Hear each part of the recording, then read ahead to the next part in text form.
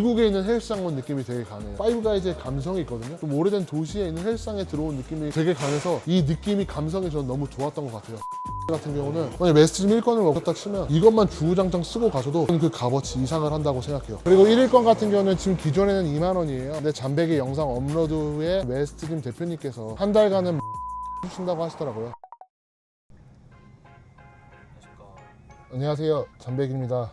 오늘은 그 광진구에 있는 웨스트짐을 가려고 해요. 근데 저는 궁금한 게 웨스트인데 동쪽에 헬스장을 하고 계시고 동쪽에서 사실 웨스트짐이 굉장히 광진구의 강자 중에 한 명이거든요. 그러니까 많은 유튜버 분들도 가셨어요. 그래서 저희가 방문한 거는 당연히 저희 멤버십 고객님이시기도 하고 빠르게 유튜브 리뷰도 신청해 주셨기도 하고 또 하나는 굉장히 또 새로운 머신들이 엄청 많이 들어왔더라고요. 근데 저는 이제 사실 새로운 헬스장 간다고 하면 저번에 상권 분석한 게 개인적으로 재밌었어가지고 상권 분석을 한번 여기도 해봤어요. 구의점이랑 강변점이 있는데 서로 겹칠 수 있지 않을까라는 생각을 했는데 한 1km 반경으로 떨어져 있더라고요. 근데 특이했던 게 구의점 같은 경우는 하얀색 대리석에 되게 밝은 화이트 톤이었거든요. 근데 남성의 결제 비율이 한 60, 70% 정도로 높았고 강변점 광장동에 있는 데 같은 경우는 좀 약간 어둡고 그래피티도 있고 굉장히 강렬하고 센 느낌이 있는 그런 인테리어를 하고 계셨었어요. 반대로 여성의 결제 비율이 60, 70% 높았어요. 제가 지금 가보지는 않았지만 그냥 상권 분석하면서 그 지도상에 있는 매장으로 봤었을 때는 매출을 남녀 기준으로 보면 인테리어 방향이 안 맞는 거거든요. 그리고 구의점의 상권을 보면 20, 30대 남성층들이 많아요. 여기 주변에 먹자골목 같은 것도 있는 것 같고 이동인구도 많은 것 같고 그리고 광진구에서 광장동은 제일 부촌이에요.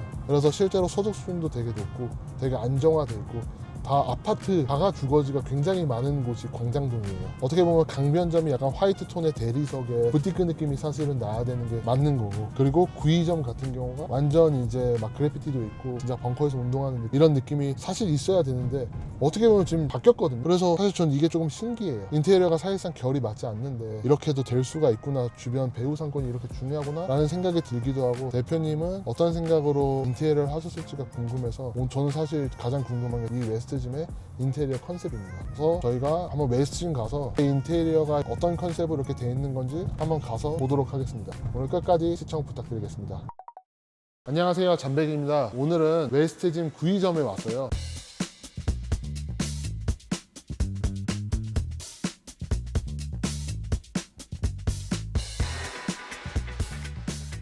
제가 처음에 웨스트짐을 알게 된 게 저희 회사에 이제 촬영했었을 때 저도 여기 영상을 봤었어요. 근데 그때와 다르게 새로 들어온 머신들도 엄청 많고 제가 그 당시에 봤었을 때는 층고가 좀 낮아서 보가 내려와 있어서 뭔가 답답하게 느껴질 것 같다는 생각이 되게 강했었거든요. 근데 저는 답답하게 크게 느껴지지는 않아요. 왜냐하면 미국에 있는 헬스장 온 느낌이 되게 강해요. 여기서 인테리어 포인트로 사용하신 것들 보면 옛날 길거리에서 파는 파이브가이즈의 감성이 있거든요. 파이브가이즈의 빨간색과 미국 프랜차이즈 매장들을 문에서 사용하는 발로도 편하게 밀 수 있고 내구성 강하고 약간 미국 감성이 굉장히 가득한 것 같아요. 미국 동부 특히 도시 쪽으로 가면 옛날부터 있었던 헬스장들 보면 층고도 굉장히 낮고 그 뉴욕에 있는 헬스장만의 그런 분위기와 느낌이 있거든요. 근데 저는 들어왔을 때 약간 미국 동부 좀 오래된 도시에 있는 헬스장에 들어온 느낌이 되게 강해서 이 느낌이 감성이 저는 너무 좋았던 것 같아요. 여기 대표님께서 말씀해 주셨는데 이것도 통일성을 갖추기 위해서 이 네모난 라이트도 직접 다 하셔서 만드신 거라고 하시더라고요. 지금 보시면 통일성을 가져가기 위해서 알차게 공간을 어떻게 해서든 꽉 채워서 꾸미시려는 노력이 보여서 되게 인상적인 것 같습니다. 웨스트짐 구의점에서 제가 첫 번째로 소개해드리고 싶은 머신은 영국 왓슨의 듀얼 스택 로우 플리라는 머신이에요. 제가 이 왓슨이라는 브랜드가 잘 되면 되게 기분이 좋은 게 뭐냐면 이 왓슨이라는 브랜드가 아는 사람들만 알고 거의 시장에 안 알려졌을 때가 있었어요. 거의 국내에는 아예 브랜드 이름조차 판매자분들도 모를 때였는데 제가 이 머신을 A부터 Z까지 하나도 빠짐없이 잠베이 카페에 소개했어요. 대략적인 특장점들과 단점을 소개해주면서 스태님들한테 왓슨 머신을 처음부터 끝까지 다 올려달라고 했거든요.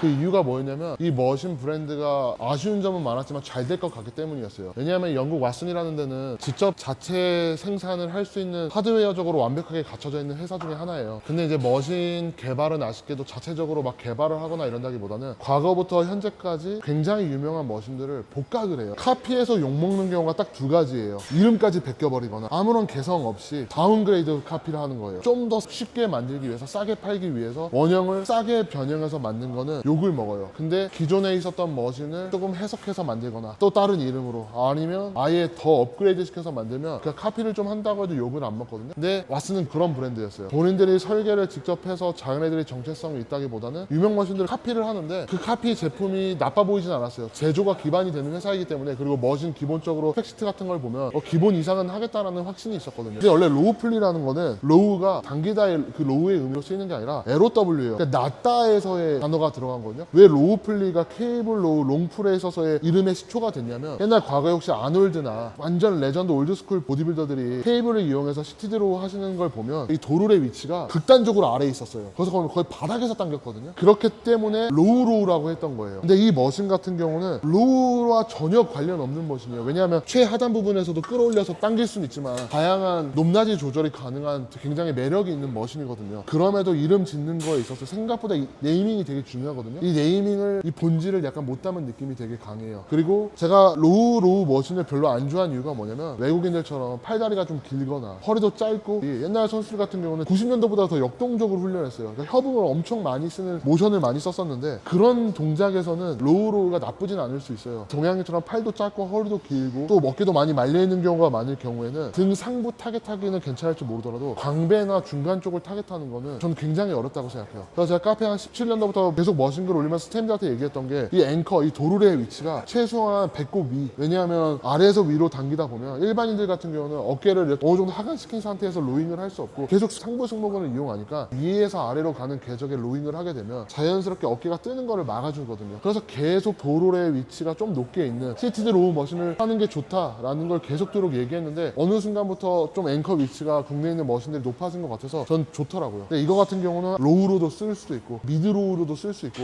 하이 로우로도 쓸 수 있어요. 근데 이게 궤적에 따라서 생각보다 이 힘 벡터 방향에 따라서 타겟하는 부위에 미치는 영향이 엄청나게 강해요. 그래서 저는 이 머신을 등 운동 하시는 날이 있으면 꼭 다양한 위치에서 써보시면 너무 좋을 것 같아요. 그리고 이게 너무 좋은 게 뭐냐면 단순하게 도룰의 높낮이만 조절 가능성이 있었으면 아쉬운 점이 많았었을 거예요. 왜냐하면 이 도룰의 높낮이 맞게 사실 이 시트 포지션도 따라와야 되는 거거든요. 이 시트 포지션도 이 앞뒤 조절이 아니라 위아래도 살짝 조절이 되고요. 몸을 고정시키는데 가장 중요한 역할을 하는 발판조차도 위아래 높낮이와 앞뒤 조절이 사실 가능하게 되어 있는 형태예요.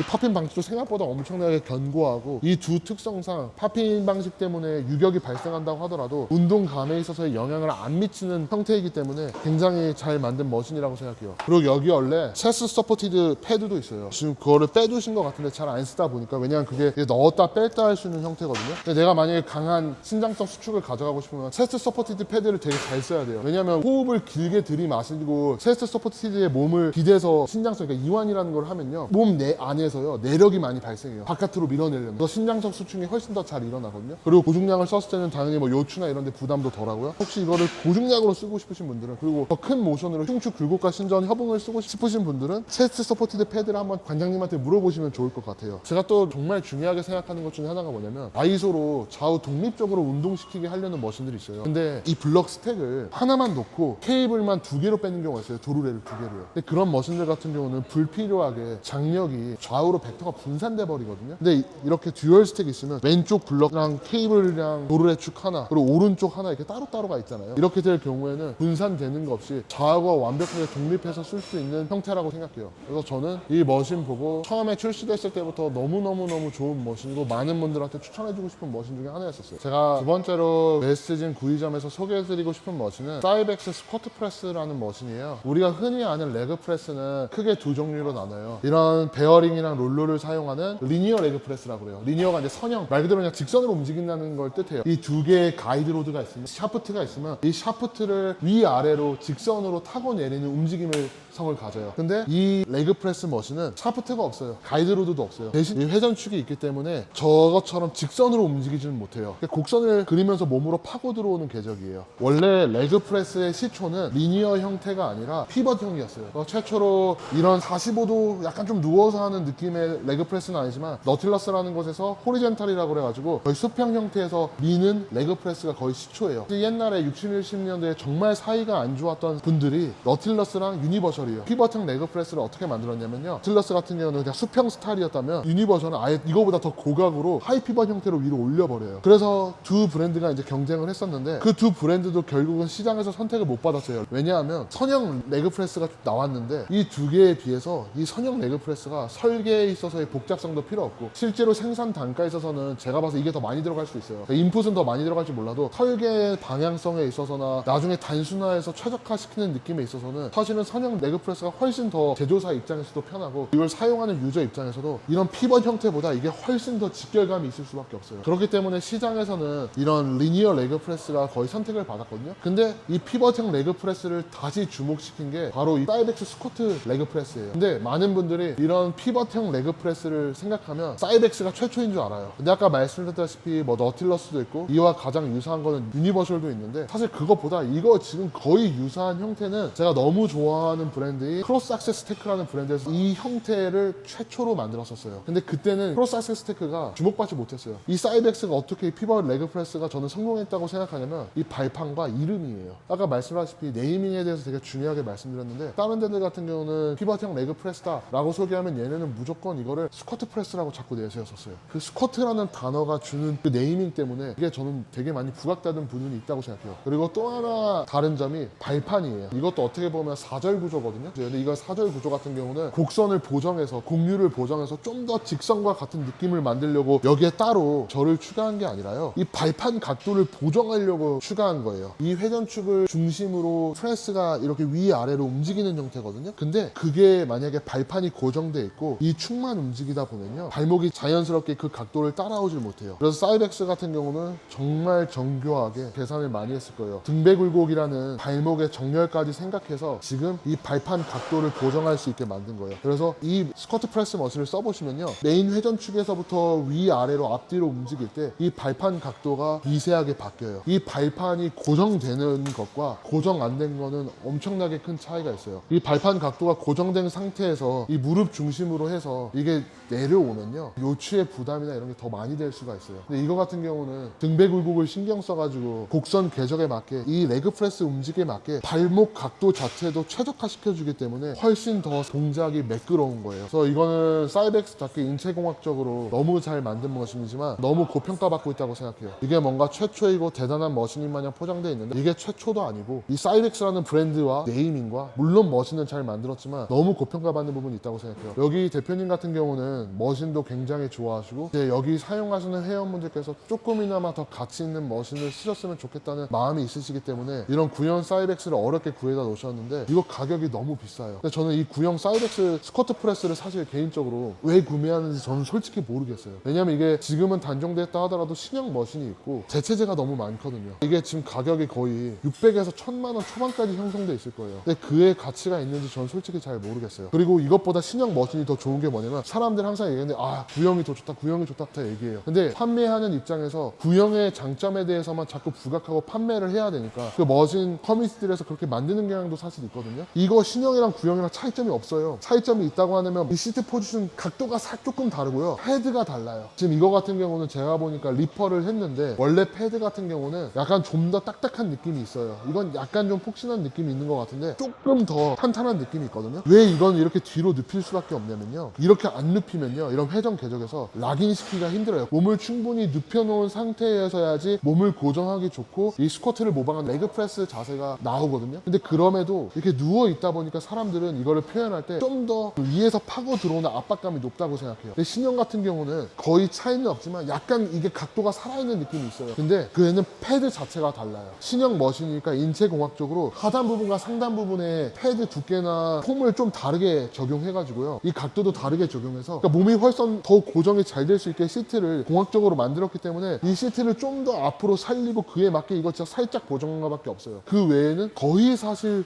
너무 유사한 머신이에요. 그리고 이 머신을 또 극찬하는 사람이 한 명 더 있다면 니거커라는 사람이 있어요. 그러니까 니거커는 뭐 구형을 쓰거나 이런 건 아닌데 지금 옆에 보이는 리니어 같은 경우는 우리가 무릎을 접거나 펴도요. 관절이 정렬되어 있거나 굽혀져 있거나 하더라도 어느 구간에서든지 무게가 일정해요. 이게 장점이자 단점이 될 수 있는 게 하단 구간에서 무릎이 굽혀진 구간에서 무릎 전달력이 엄청나게 많이 발생한다는 거예요. 그리고 가동 범위가 많이 못 나올 수가 있어요. 근데 이거는 곡선을 그리면서 몸으로 파고 들어오기 때문에 가동 범위도 훨씬 더 길게 뽑을 수 있고 무릎의 불편함도 훨씬 더 적어요. 그 무릎의 불편함이 적은 이유는 이게 단순하게 아크 궤적을 그리는 것도 있지만 저는 오히려 핵심은 등배 굴곡에 있다고 생각합니다. 마지막으로 소개해드릴 머신은 진80 헥스쿼트 머신이에요. 이 구조에 대해서 한번 말씀드리고 들어 볼까 해요. 일단 헥스커트 같은 경우는 가장 중요한 게 이 각도겠죠. 중력을 몇 도로 치환할 거냐. 근데 이건 이제 한 45도 각도 되는 것 같은데, 이 각도도 중요하지만 또 중요한 게 뭐냐면 이 원판을 적재하는 위치예요. 지금 이 진80 같은 경우는 원판을 적재하는 위치가 목 뒤에 적재하게 돼 있어요. 이게 사실 진80의 아이덴티티 중에 하나거든요. 근데 대부분의 머신은 좌우로 넣어요. 근데 이렇게 좌우에 넣는 것과 한쪽으로만 넣는 거의 차이가 뭐냐면, 이것도 설계가 되게 간단해요. 그냥 샤프트랑 이 가이드로드 비싼 거 좋은 부품 쓰고 그냥 이거 만드는 설계가 어렵지가 않거든요. 근데 무게감이 달라지는 게, 내가 몸을 움직이는 축에서부터 원판이 꽂아지는 위치가 높고 낮냐 어디냐에 따라서요, 무게 눌리는 압력이 솔직히 조금 달라져요. 그래서 옛날 머신들, 킹 피트니스나 스트라임이나 이런 옛날 머신들 보면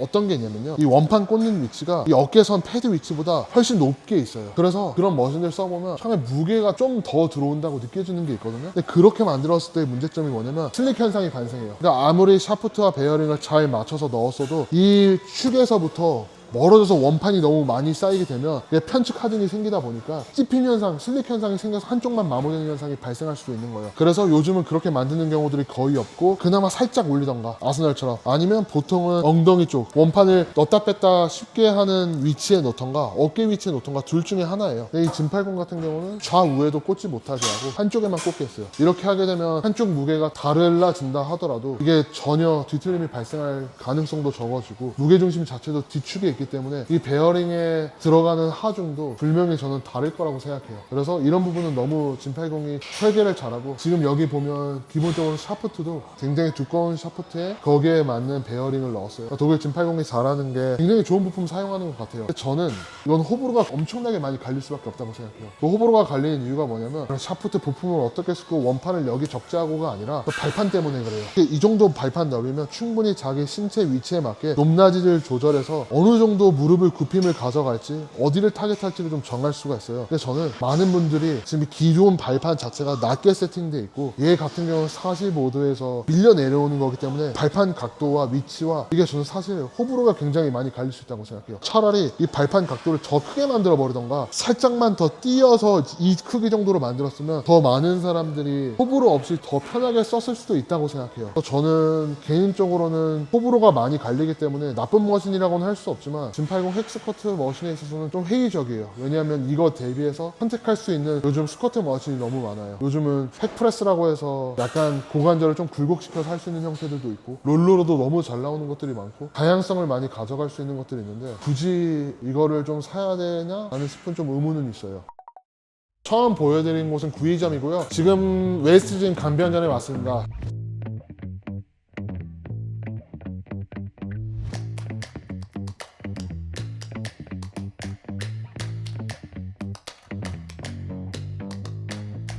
여기서 한 1km 반경 안에 있는데 그 두 개가 지금 전혀 다른 스타일이에요. 근데 여기 같은 경우도 약간 미국의 카센터 느낌을 생각하면서 만드셨다고 하더라고요. 근데 여기 같은 경우는 거기보다는 신축 건물이기 때문에 층고가 높아서 개방감은 훨씬 좋아요. 근데 저는 산소 최적이 많이 나와서 층고 높은 거를 굉장히 좋아하고 공조를 굉장히 많이 보는 편인데, 여기가 훨씬 쾌적하고 공조도 엄청 잘 돼 있고 마감부터 위에까지 너무 깔끔하게 잘 돼 있어요. 그래서 저희가 강변점은 어떤 머신이 있는지 둘러보고 여기서 제일 매력적이고 소개시켜드리고 싶은 머신 선정해서 자세히 설명드리도록 하겠습니다. 처음으로 소개할 머신은 사실 저희 잠배기 인증 명패가 있나 없나 보려고 하다가 이 새로 입고될 머신을 보게 됐어요. 뭐 아스널 새로 나온 힙 프레스도 나오고, 뭐 포지엑스 숄더 프레스나 지금 인기 많은 리니어 메가매스도 들어오는데, 저 솔직히 여기 중에서 가장 눈에 들어온 게 맥스펌프 힙 프레스예요. 이건 제가 쓰는 모습도 보여드리고 싶고 더 자세하게 설명드리고 싶은데 아쉽게 입고가 안 됐어요. 그래서 제가 여기에 대해서 자세하게 설명드리고 싶은 부분이 많은데 머신이 없어서 제가 나중에 촬영 가는데 머신이 있으면 이 부분을 정말 자세하게 한번 설명드릴게요. 여기가 이제 프라임이랑 아스널 인증센터다 보니까 프라임과 아스널 머신들이 굉장히 많이 있어요. 제가 이제 너무나 좋아하는 이제 아스널 브랜드에 대해서 간단하게 설명해 드리려고 하는데요. 아스널은 제가 사실 가장 좋아하는 머신 브랜드 중에 하나예요. 미국의 약간 풍만함과 무게감과 과거 헤비듀티의 감성이 살아있기 때문인데, 이거는 한번 다이나믹에서 소개해 드렸지만 머신 형태가 굉장히 유사하게 생겼어요. 그래서 거의 뭐 사용해 보면 운동감에 있어서는 약간의 차이는 있겠지만 저는 큰 차이는 사실 모르겠어요. 근데 이 아스널 같은 경우는 기본적으로 산업용으로 여기서 쓸 수 수 있는 가장 튼튼한 걸 쓰려고 노력하고 이 암도 굉장히 무겁게 만들려고 노력해요. 기본적인 설계 자체도 근육에 들어오는 자극적인 타격감과 무게감, 직결감 이런 거에 많이 초점을 맞추거든요. 그리고 단순히 이런 부품만 보더라도 다른 게 뭐냐면 무조건 이거 딱딱하고 뭐 좋은 베어링을 썼다고 해서 운동감이 좋은 건 아니에요. 근데 이렇게 쳐보면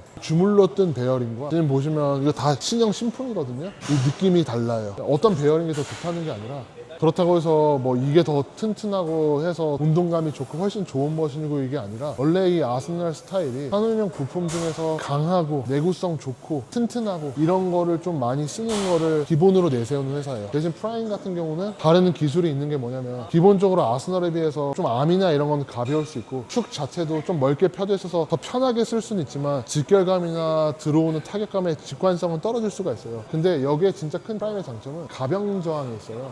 지금 여기 보시면 편하게 그냥 1, 2, 3으로만 말씀드릴게요. 이게 이제 스마트 캠이라고 하는데 이 캠이라는 게 뭐냐면 도르래의 일종인데 모양이 좀 달라요. 타원형 모양이거든요. 지금 보면 3번으로 놓고 하면 시작 지점이 이 케이블이 걸리는 지점이 달라져요. 1번에다 놓게 되면 케이블과 처음에 감기면서 돌리는 지점이 이 부분이 되고 극단적으로 3번으로 다시 옮기면 케이블이 닿는 지점이 축에서부터 멀어져요. 근데 이 축에서부터 멀어지고 가깝고가 감기는 정도가 왜 중요하냐면 프론트 레이즈를 할 때 팔을 다 피고 들어 올리는 것과 팔을 다 피지 않고 90도 구부린 상태에서 들어 올리는 게 저항감이 다를 거 아니에요. 모멘텀의 길이 차이 때문에 동일한 거예요. 캠에서 멀어지고 축에서부터 감기는 게 멀어지고 많이 감길수록 더 무거워요. 대신 나중에 가면 갈수록 가벼워지는 거예요. 근데 반대로 처음 시작 지점이 캠에서 가깝고 많이 안 감기는 스타일이면 우리가 팔을 다 피고 들어 올리는 게 아니라 팔을 이렇게 하고 들어 올리는 거랑 똑같은 거예요. 그러다가 점점점 가면서 길어지는 거예요. 그러다 보니까 시작 구간과 끝 구간 운동하는 동작에 있어서의 구간에서의 저항 곡선을 다르게 설계할 수 있어요. 그냥 처음으로 이런 캠 시스템을 만든 건 너틸러스이지만 그거를 극대화해서 가장 기술력 있게 만든 게 프라임이라고 볼 수 있어요. 프라임에서 사용하는 베어링 하우징이 어떤 건 모르겠지만 아스널에 비해서는 작고 훨씬 더 가볍고 내구성이 떨어지게 느껴져요. 근데 막상 운동감으로서의 차이는 아무도 못 느낀다고 생각해요. 샤프트도 마찬가지고요. 그래서 어떤 분들 얘기하시는 거 보면 막 베어링 감도가 어떻다 뭐하다 하는데 그거는 저는 사실 좀 공감을 못 하겠어요. 이런 축이 고정돼 있어서 회전성 머신을 가지는데 사실 플라스틱 베어링 하우징 써도 큰 문제 없다고 생각합니다. 제가 웨스트짐 와서 가장 많은 분들한테 한번 오셔서 써보세요 라고 말하고 싶은 머신이 지금 이 사이벡스 이글 로우 머신이에요. 제가 사이벡스라는 머신을 아까 스쿼트 프레스에서 얘기했지만 너무 고평가되어 있다고 생각해요. 좀 중국 옛날 가격들이 너무 비싸요. 근데 사이벡스가 라인업이 되게 많아요. 굉장히 규모의 경제를 했던 큰 회사였던 만큼 사이벡스 클래식, VR1, VR2, 이글 여러 가지로 라인업이 나눠져 있는데 저는 사실 사이벡스는 클래식을 살 거면 저 같으면 매그넘 클래식을 오히려 저는 살 것 같아요. 그리고 VR 같은 경우도 클래식보다 좀 더 설계나 운동 동작에 있어서 많은 부분을 고려해서 만들긴 했지만 VR도 좀 잘 모르겠어요. 근데 이글 같은 경우는 저는 아예 보법이 달랐다고 생각해요. 왜냐면 사이벡스 이글 설계자가 실제로 미국도 그렇고 해외에서 머신 설계하는 사람들한테서도 정말 설계를 잘하는 걸로 남다른 걸로 되게 유명하고요. 아까 봤던 사이벡스 스쿼트 프레스도 그렇고 프리모션도 그렇고 사실 다 그분이 설계 기초를 다 다지고 나가신 거거든요. 근데 제가 써보고 미친 듯이 잘 만들었다고 생각하는 머신이 바로 이 사이벡스 이글 로우예요. 근데 이거는 사이벡스 이글 NX 로우거든요. 그러니까 이글에서도 또 단계가 있는데 가장 신형의 고가의 머신 중에 하나예요. 근데 제가 알기로 이거는 정말 모든 분들이 인정하는 최고의 시티드 로우 머신 중에 하나라는 거예요. 근데 그럼 이게 왜 특별한가 궁금하실 수 있어요. 일단 첫 번째 같은 경우는 회전축 설계부터가 이거는 완전히 달라요. 이것도 어떻게 보면 사절 구조가 들어가 있는 거거든요. 근데 이거는 사절 구조를 만든 이유가 제가 뭐 설계자랑 얘기는 안 해봤지만 장담하건대 사절 구조로 만들게 되면 직선에 가까운 느낌을 낼 수 있어요. 리니어 가이드로드가 있는 게 아니기 때문에 무조건 아크 궤적을 가지겠지만 축이 하나 있는 것과 두 개 있는 거는 곡률이 달라요. 그래서 홀을 너무 심하게 그리지 않고 관절 친화적으로 움직이면서도 좀 더 직선에 가깝게 움직일 수 있다는 게 호바링크 케이지를 셀렉트 와이드에서 적용하는 이유예요. 근데 제가 봐서 이거는 적용한 이유가 손목과 전환을 강제 정렬시키는 거예요. 어떻게 보면 스쿼트 프레스랑 동일하거든요. 이 사절 구조에도 또 하나의 직렬로 이 워킹암에 이 그립이 붙은 암에 추가했어요. 지금 보시면 당기는 내내요. 손목과 팔꿈치 전환이요. 바닥과 수평이에요. 위로 올라가나 아래로 내려오나요. 이렇게 곡선을 그리는 궤적 같은 경우는요. 위에서 아래로 당기다 보면 상급자들은 손목을 컨트롤을 잘하고 하겠지만 또 그립에 따라 다를 수는 있겠지만 손목에 무조건 전달력 발생해요. 이거는 제가 버클 다운지 너틸러스 나이트로 버티컬 체스트에서 설명드린 적 있을 거예요. 너틸러스에서 이렇게 인풋을 들여서 만든 이유가 프레스 하는 동안 곡선을 그리지만 최대한 직선에 가깝게 하고, 그리고 일직선으로 밀려야지만 손목에 불필요한 전달력이 안 발생한다는 거예요. 그러니까 이게 너무 곡선을 그리면서 움직여서 가슴을 추종해서 밀다 보면 손목에 전달력이 살짝 발생할 수 있고, 이런 당기는 머신들도요, 위에서 이렇게 아래로 당기다 보면 초보자분들 같은 경우는 정렬을 제대로 못 시킬 수가 있어요. 안 맞는 경우도 실제로 너무 많고요. 근데 이거 같은 경우는 상급자건 초보자건 오늘 머신을 처음 써보던 분들도 그냥 잡고 당기면요, 강제로 정렬시켜주는 거예요. 이 강제로 정렬시켜주기 위해서 지금 사절에 여기 절을 또 추가하고 이렇게 복잡하게 만든 거거든요. 그리고 또 하나 같은 경우는 제가 구의점에서 설명드린 것과 동일한 부분이 있는 게, 왓슨, 제가 말씀드렸잖아요. 저는 한국에 위에서 아래로 당겨주는 머신을 더 많이 소비되는 게 맞는 것 같아서 그걸 계속 얘기했는데, 지금 이거 머신 보시면요, 일자로 당겨주는 것 같지만 위에서 아래로 가는 궤적이에요.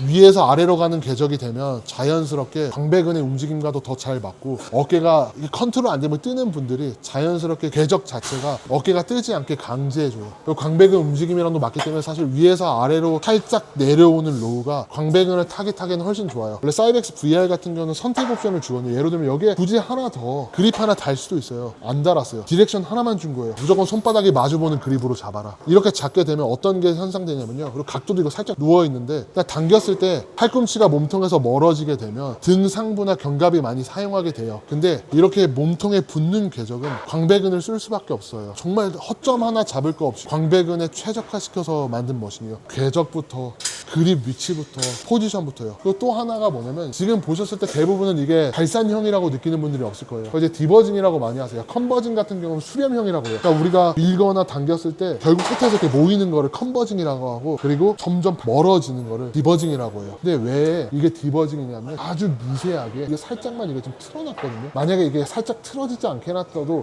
어느 정도 당길 수는 있겠지만, 몸통이 큰 사람은 부딪힐 수도 있고 궤적이 안 나올 수도 있고 어깨가 불편할 수도 있어요. 근데 이렇게 발산형으로 만들어 놓으면 토크가 일정하게 어깨 유지, 그 토크가 유지된다는 게 어깨에 힘이 들어간다는 게 아니라 불필요한 어깨 전달력이 발생을 안 한다는 거예요. 이렇게 당겼을 때 우리 몸이 자연스럽게 이 벌어지는, 팔이 저 등으로 당겼을 때는 벌어지는 궤적이 자연스러운 궤적이거든요. 그걸 추정한 거예요. 그래서 광배근을 가장 저는 잘 해석한 로우 머신이라고 전 장담하건대 말씀드릴 수 있어요. 그리고 또 하나 여기에 킥이 있는 게 뭐냐면요, 이거 듀얼이에요. 그러니까 이게 뭔 말이냐면 좌우 독립이에요. 이거 같은 경우는 그래도 한 블럭, 한 시스템, 이 케이블과 도르의 시스템에서 양쪽으로 독립적으로 나아가는 형태거든요. 그래서 지금 좌우를 독립적으로 쓸 수 있어요. 근데 지금 이거 같은 경우는 움직도르래로 딱 일자로 좌우에 이 고정도르래는 말 그대로 변화만 주는 거거든요. 방향의 변화만 주는 거예요. 얘는요, 이 방향 변화를 주고 이 워킹암에 연결되는 이 케이블과 딱 일직선으로 움직도르래로 해서 나눠놨어요. 그래서 좌우를 동시에 썼을 때 유니레터럴로 쓰나 바이레터럴로 쓰나 전혀 이질감이 조금도 없어요. 아까 왓슨에서 설명드린 것처럼 여기서 좀 더 진부하게 만든다고 하면 오른편에 블럭 하나 두고 여기서 각각 연결되게 하면 훨씬 더 독립적일 거예요. 근데 그러면 머신도 너무 커지게 되고 비용도 두 배로 올라가는 거기 때문에 효율성을 위해서 아마 이렇게 최적으로 만들었을 거예요. 근데 저는 개인적으로 머신 만드는 분들한테 부탁이 있는 게 뭐냐면, 광배타겟 살려는 로우 머신을 만들 거면 사이벡스 이글을 모방해서 저는 움직도르래 그냥 안 쓰고요, 뭐 레버나 고정 도르래로 해서, 아니면 트래블링 플리 시스템을 써가지고 좀 더 무게감 있고 질감 있고 타격감 있게 이 머신 만들면 좀 대박 날 거라고 생각해요. 그래서 저는 사이벡스 이글이라는 머신 설계자도 그렇고 이 머신 너무 대단하게 생각하는데, 이게 단종돼서 더 이상 나올 수 없다는 게 너무 안타까운 것 같아요. 그리고 또 하나 말씀드릴 수 있는 거는 발을 올려놓을 수 있는 패드 같은 게 하나 있어요. 이게 풋 브레이스라고도 할 수 있는데, 이게 왜 굉장히 중요한 게 뭐냐면, 우리가 이걸 고중량으로 하게 되면 체스트 서포티드 패드가 있어도요, 고중량에서 몸을 크게 움직이다 보면 하지가 제대로 고정되지 못하고 붕 떠는 안정화되지 못한 경우가 많아요. 근데 상급자 같은 경우는 이렇게 잘 붙인 상태에서도 고정시키고 큰 움직임을 쓰면서도 고중량을 하면서도 다루겠지만, 제가 봐서 그렇게 쓰는 사람들은 극소수의 영역이고요. 이거 같은 경우는 무조건 고중량 쓰신다고 하면 여기에 발 무조건 올려두고 쓰세요. 어차피 체스트 서포티드 이거 앞뒤 조절되니까 맞추셔서요, 이거를 하고 안 하고의 운동감은요 하늘과 땅 차이예요. 왜 카운터 밸런스를 안 만들었을까 하면, 캠만 있으면 되지 라고 하는데, 캠으로만 다 저항곡선을 프로그래밍 하려고 하면 한계가 있는 게 뭐냐면, 캠 모양이 더럽게 커지거나요, 캠 모양이 더럽게 못생겨져야 돼요. 옛날에는 너틸러스 캠이 이만하고 진짜 못생겼었어요. 그래서 너틸러스를 블루몬스터 막 괴물 같다고 사람들이 놀렸거든요. 캠이 너무 커지게 되면 이 머신 프레임 자체, 이걸 감싼 축 자체도 커져야 되고 너무 못생겨지게 돼요. 그래서 캠을 적당선에서 더 가변적 곡선을 만들 수 있게 그걸 스트렝스 커브라고 하거든요. 그러니까 광배근에 최적화된 힘의 곡선을 맞출 수 있게 캠을 어느 정도는 맞추지만 그걸로만은 불가능해서 이 축에다가 카운터 밸런스를 달아요. 지금 여기가 무거울 거 아니에요? 그럼 반대로 이 암의 무게중심을 어느 정도 잡을 수 있게 여기다가 이 암을 일부러 길게 뺀다든지 아니면 여기에 블럭 같은 걸 줘서 무게추를 줘서 카운터 밸런스를 줘서 무게 배분을 해요. 근데 지금 이거 같은 경우는 카운터 밸런스도 안 썼어요. 이게 대단한 게 뭐냐면 그래서 저 움직도로를 쓸 수 있었던 게 저 움직도로를 쓰게 되면요 무게는 2분의 1이 될 수도 있어요. 근데 그만큼 케이블이 움직이는 거리 자체도 2배로 늘어나는 거거든요. 그렇기 때문에 이 처음에 당겼을 때 관성도 그렇고 이 내려놨었을 때 쾅,